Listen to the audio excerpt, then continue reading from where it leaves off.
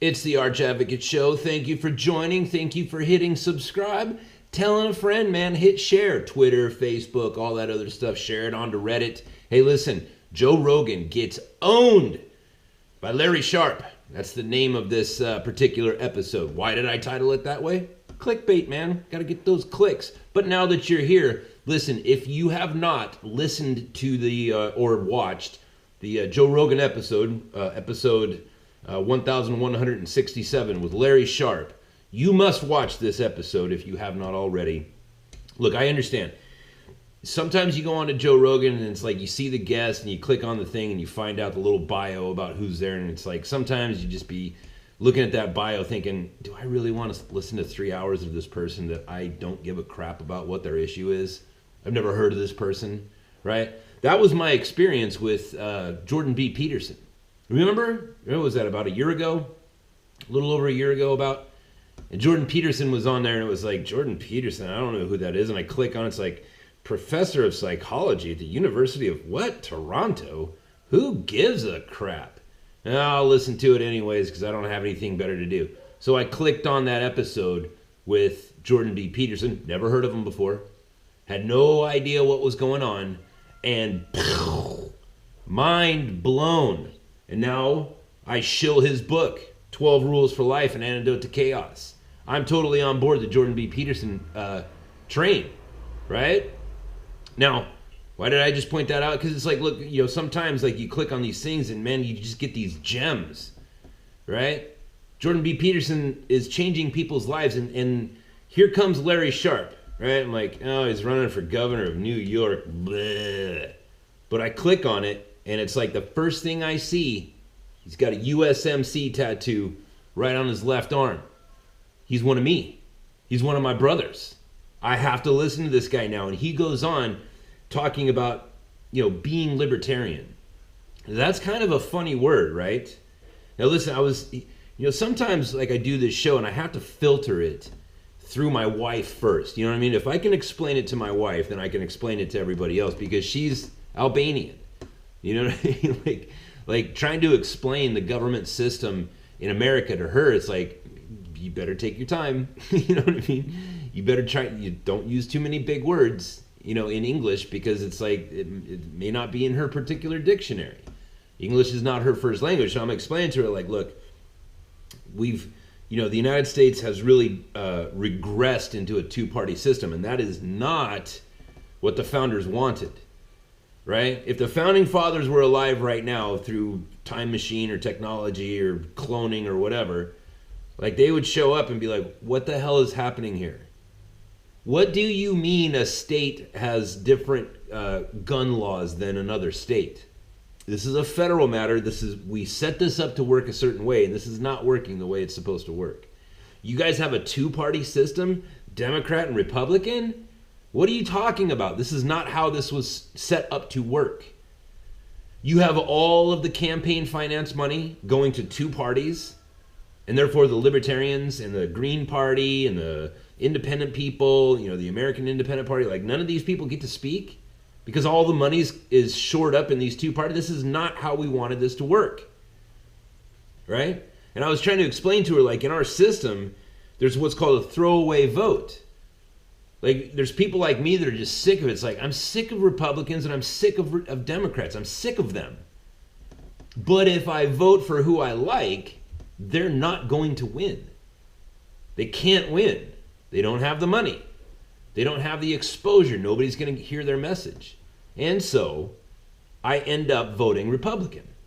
Because the Democrats are like, yay, abortion. Woo! Let's throw more money into the school system. Wee-hee-hee.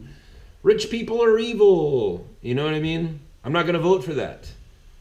So I'm going to vote for the other assholes. This is why it's so funny to me, hilarious, that Donald J. Trump is the president of the United States as a Republican.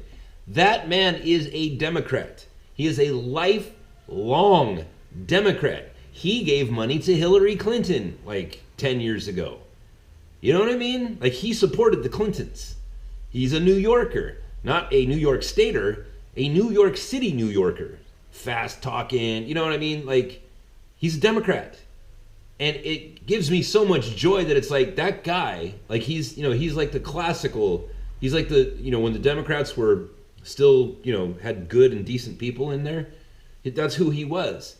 And he just steps up on the scene like, well, I don't care what you call me. I just want to be president. I think I can fix things. And if you're not going to let me run as a Democrat, I'll run as a Republican. Doesn't matter to me. You can call me what you want. You call me whatever you want. Right? Now, the problem with libertarians, right? Because there's a lot of about being a libertarian that I'm all for. And this guy's, he's a libertarian.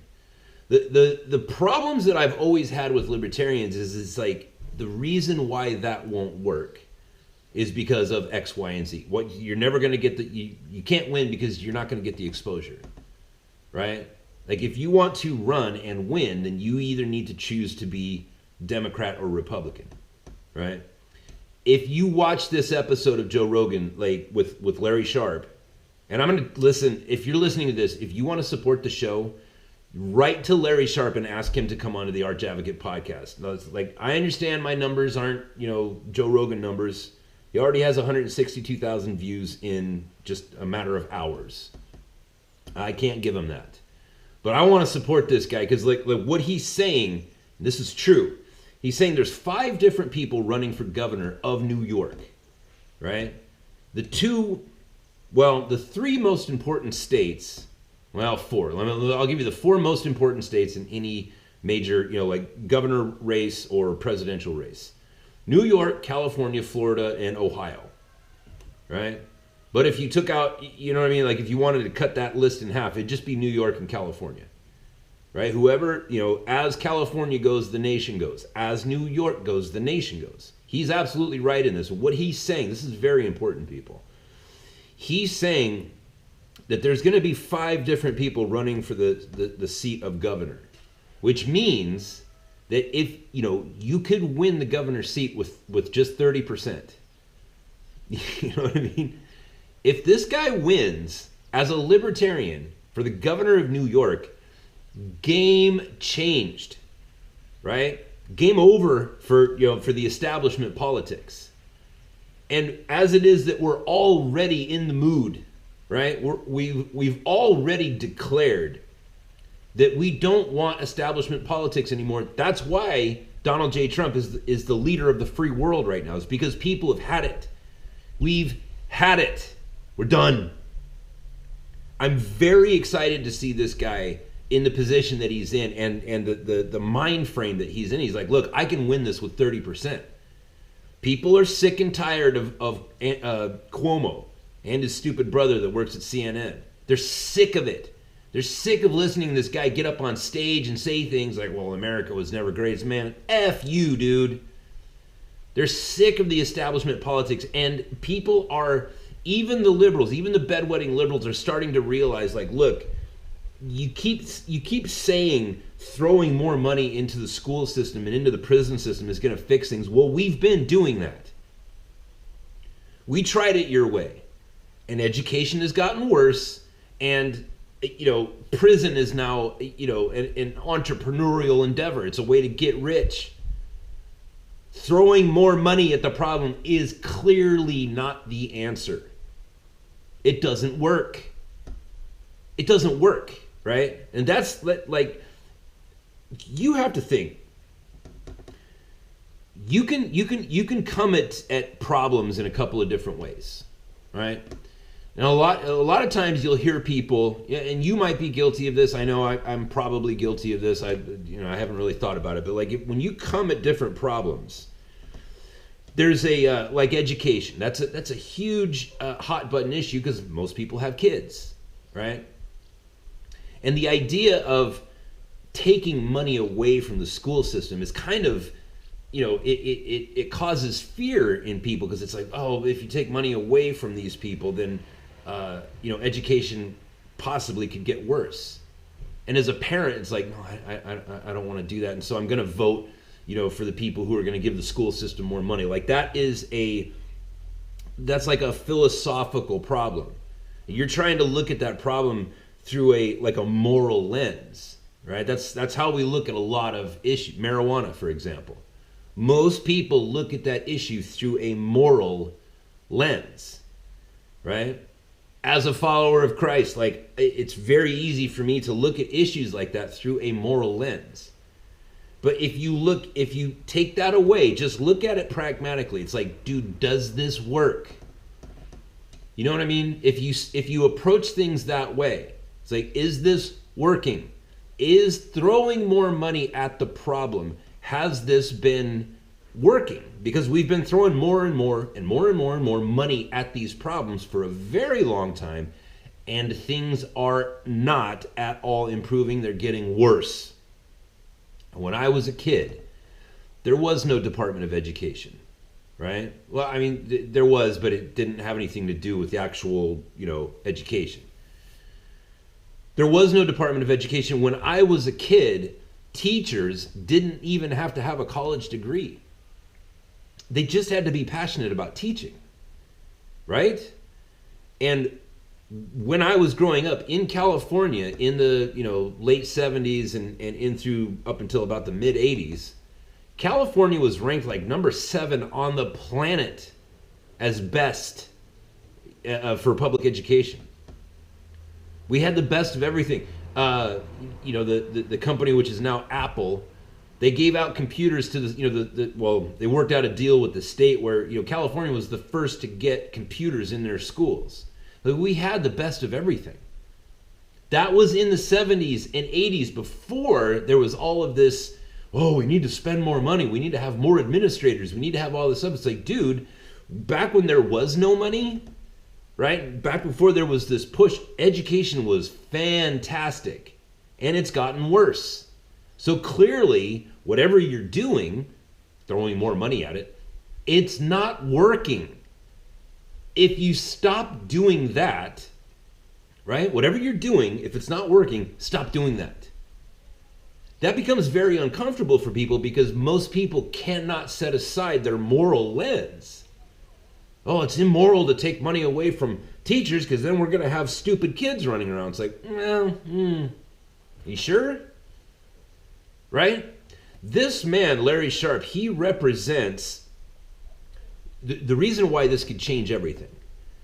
If somebody wins the governorship of the state of New York who is not, the status quo, he's not a Democrat and he's not a Republican.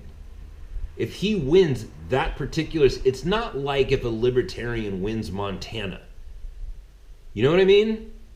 If he wins New York, that sends a signal to everybody. This is what I was explaining to my wife, is that people like, okay, I'll just use me as an example, right? But just try to imagine try to imagine how you think. So you look at the politicians and you think, I hate Republicans and I hate Democrats. I hate the whole system. So I'm just not going to vote. So that's one category of people, right? Then there's another category of people that are like, well, I hate Democrats and I hate Republicans, but, like in the case of me, it's like, I'm not going to vote for the, God bless abortion people. I'm not going to vote for the people who are advocating, 10-year-old kids dressing up as women and doing sexy dances in competitions for people. Those are the Democrats. Those are the child rapists.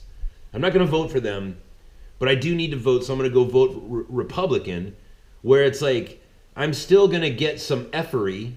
You know what I mean? There's still going to be corrupt politicians and lying politicians and politicians doing bad things, but at least they're not advocating for pedophilia, right? So then there's that category of people. And then there's, different categories of people that are like, oh, I'm totally on board with the Republicans, or I'm totally on board with the Democrats. There are those people. But most people really do identify with parties outside of Democrats and Republicans. They do. Bernie Sanders is proof of that. Donald Trump is proof of that. Rand Paul is proof of that. You know what I mean? What was his name? You people. What was that guy's name? Ross Perot was proof of that. Right? And if you can get somebody in one of the two most powerful states in running that state as a libertarian, well, 4 or 8 years down the road, now you're looking at a presidency, right? Ronald Reagan was, you know what Ronald Reagan was before he was the leader of the free world? He was the governor of California. You see what I'm saying? If this guy can get in there, and you need to listen to what this guy is saying, right? Because the problem that I've always had with libertarians, like Tim Preuss, right? He's a libertarian. Libertarians will say things like, well, taxation is theft, which technically, right? If you look at technicals, like what is theft? Right? What is theft? It's like, what is slavery? Well, slavery is like, if you don't work, then you will be punished, right? And that you must work in order to avoid being punished. It's like, well, then America is a nation of slaves. You don't believe me? Stop working, and you will be punished.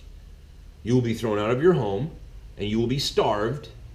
You will be, your credit, your social reputation will be destroyed by the credit agencies. You will be punished if you stop working, because if you stop working, you stop earning. You stop earning, you can't pay your mortgage, can't send your kids to school, can't pay your car note. You will be punished.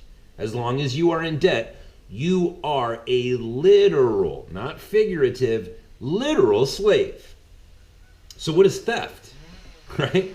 Well, theft is when somebody comes and takes your things without your consent. Right?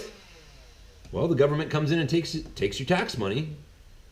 You know what I mean? You don't have any decision on that. Like income tax is theft. Taxation on like sales tax, that's different because you have control over what you buy. Right? You're in control. Oh, I want to buy this thing, but I don't want to pay the 8% sales tax. Then don't buy it. Boom. You know what I mean? The problem with libertarians that I've always had is like, they always talk about like, well, taxation and stuff. It's like, okay, yeah, but you're right. But there has to be some sort of, infrastructure, some sort of bureaucracy in place to pave the roads and to build the schools and to, maintain the traffic lights and that sort of thing. That's always been my, my contention with that. My argument that I would make is like, well, you have to do something else. And the solution is community-minded people, and that's a huge endeavor. You know what I mean? To get people, just imagine where you live, right? The reason why there's potholes in your streets is because it's, the street maintenance, the street repair, that's all managed by your state. It's not done at a local level. Because your locality, your society is probably hundreds of thousands of people, if not millions, right? In San Diego, we have almost 4 million people. Los Angeles and Anaheim and the surrounding Orange counties, that's 20 million people right there. It's too big of a society. You cannot trust that the people on your block are going to fix the roads. It's like they can't. There's too much other stuff going on. It's like those people have families, they have jobs, they have other stuff to do. So what do? Well, you build a big overarching bureaucracy, and now you have waste and fraud. The reason why when you drive down the highway that's under construction, right? And you're driving down the highway and you've been sitting in traffic for an hour and you finally get to the reason why there's a traffic jam. It's a work site. And there's cement trucks and bulldozers and all the equipment, and what do you see?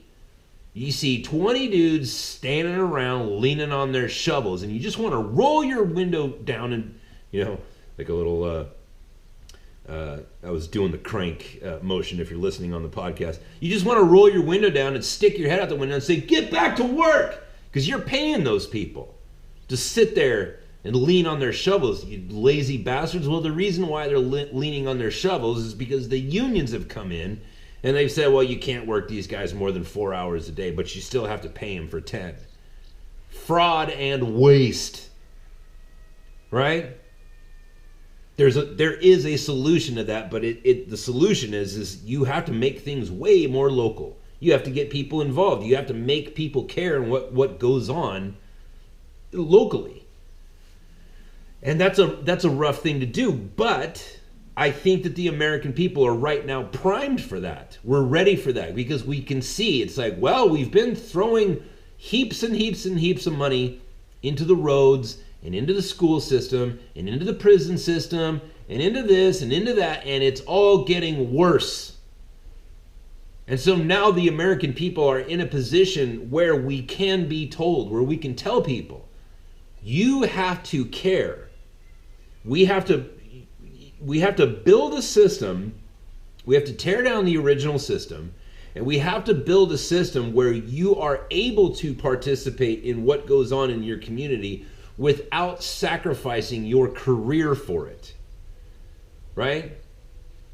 When you go to the parent-teacher association meetings, it's like it's what is it, twice a year? It's like, okay, that's manageable. Right? You have no idea how powerful that is that you participate in the PTA. Because your voice, if you're part of that community, your voice has sway. It's very important that you do that. If all you have to do is show up once or twice a year and state your opinion, be like, no, I don't want you talking to my kids about religion. I don't want you talking to my kids about human sexuality. I don't want, you know what I mean? Like I made the point, I think it was yesterday, it's like, look, you know, as a Christian, like, I'm actually not for prayer in school. I'll tell you what I am against, though. I'm against you making it so that Christians cannot pray in school, but Buddhists and Muslims can. I'm against that. That's hypocrisy. Either nobody gets to pray or everybody gets to pray. Pick one. But when you're being hypocritical and you're saying, well, we don't want the Christians to pray because Christians are evil and you know, responsible for all the bad things in world history. Oh, but the Buddhists and the Muslims, they're cool because we can't discriminate against them because that's Islamophobia. It's like, you know what? It's someplace in everybody's mind, even the people that are for it, they know that that's inconsistent. And whether they actually end up articulating that clearly in their mind or not, it's somewhere bouncing around the back of their heads, and that's what leads to the degradation of society. Nobody wants to feel like a hypocrite. So, you know, when it comes to that sort of thing, it's like, okay, if you don't want prayer in school, great. I don't want you talking to my kids about prayer, Mr. Teacher, Mrs. Teacher. I don't want you talking to my kids about prayer. Listen, as a Christian, I don't want you talking to my kids about Jesus, because I don't know what you believe about Jesus. Listen, there's a lot of Christians out there that believe some very weird things about Jesus, and I don't know who they are. I don't know who you are. You know what I mean? There's Christians listening right now. It's like, you know, welcome to the show, brother, sister, whatever. But I don't want you talking to my kids about Jesus because I don't know you. I don't know what you believe about Jesus. You know what I mean? That's not your place. That's my place. I am the priest and supplicant of my household. That is my place, not yours. So when it comes to the removal of prayer in school, it's like, yeah, I don't want you talking to my kids about prayer. I don't want you talking to my kids about Jesus. You know what else I don't want you talking to my kids about? Buddha. I don't want you talking to my kids about Muhammad. I don't want you talking to my kids about Krishna or Vishnu or whatever. You know what I mean? I don't want you talking to my kids about that. Guess what else? I don't want you talking to my kids about human sexuality. Why? Because that is my role. That is the job of myself and my wife to guide our children through that sort of phase of acquiring their own identity. I don't want the state. I don't want a stranger. Yeah, think about it in this context. Like, there's people that are be like, oh no, but they're teachers and they're noble people and they're, you know, that's their job. It's like, okay, well, think about it like this. You go into a classroom, right? But it's not a classroom at a school. It's a classroom at like the rec center or at, you know, I don't know, wherever, you know, the local public swimming pool or whatever, someplace where they would have some sort of room. And you go into the room and you find your son in there. And there's some dude, right? Just some stranger, random dude. You know nothing about him. He could have a PhD in physics. He could be a homeless bum. You don't know. All you know is that there's some stranger there, and you can overhear what that stranger is talking to your kid about. And it turns out what he's talking to him about is your son's sexuality. You know what that man is going to be? A dead man. I walk into that room and I see that scenario being played out. That man is going to die. And then I'm going to go to court, right? And the judge is going to say, all right, you know, that man was sexually assaulting your son. I guess you were justified. Not in California, obviously. But you know what I'm saying? Like, if I find you talking to my kid about sexuality and I don't know you personally, like you're not my friend and I have not tasked you with that particular task, then you are a sexual deviant who is attacking my child. That's how I see it. It's like, if you're a school teacher, that's how I see you. You are a stranger. I don't know you. You might have exactly the same views on the subject that I have, or you might have completely different views on the subject. Either way, I don't know, because we're not friends. I don't hang out with you. I don't know who you are. I don't want you talking to my kids about these things. You see what I'm saying? And when we have this environment where it's like, well, we need to give teachers more power, we need to give them more money, and yet we become the laughing stock of the planet. Our kids are becoming stupider and stupider and stupider, so that we are bringing in labor and scientists and whatever from other countries because our people are too stupid. That's a huge problem, and the solution to that problem, maybe we don't know what it is, but we have removed at least one solution as being viable, and that is throwing more money at it. Maybe we should give it a try. You know, whatever it is that we were doing in the 60s and 70s, right? Where people were more, you know, where parents and community members were more involved in what went on in their local politics, as it applies to the school system, as it applies to paving the roads, as it applies to the judicial system, right?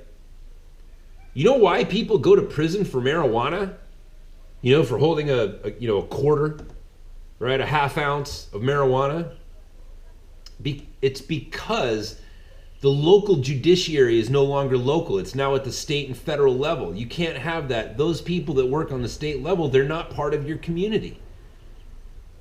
If it's localized, and Johnny, your friend's kid at high school, gets caught with a half ounce of weed, the community can step in and say, yeah, he shouldn't have had that, but we're certainly not going to ruin his life over it by sending him to prison for 5 years, where he can get tattoos all over his neck and convert to Islam. You know what I mean? When things are done at the local level, you have control over it. Everybody's a part of it, and you can decide on things as a community. That's true. You know what I mean? That's like the libertarian utopia. That's what it is. It's where the people are active, and they participate in their local government, and they do it in a way where it's not time consuming. All right. Once a year, twice a year, you and your wife have to go down to the school and participate in the Parent-Teachers Association meeting. Once or twice a year, you have to go down to the courthouse and vote on who you want to have as a judge, or vote on who you want to have in place for the person who appoints the judge, depending on where you live. It doesn't take very much. It doesn't take very much study. It doesn't take very much work. And then you have a society that more resembles something that's firing on all cylinders. So this guy, Larry Sharpe, he's running for governor of California as governor of New York. I apologize. Sometimes I get going. He's running for governor of New York as a libertarian. And who is his competition? A governor that everybody hates.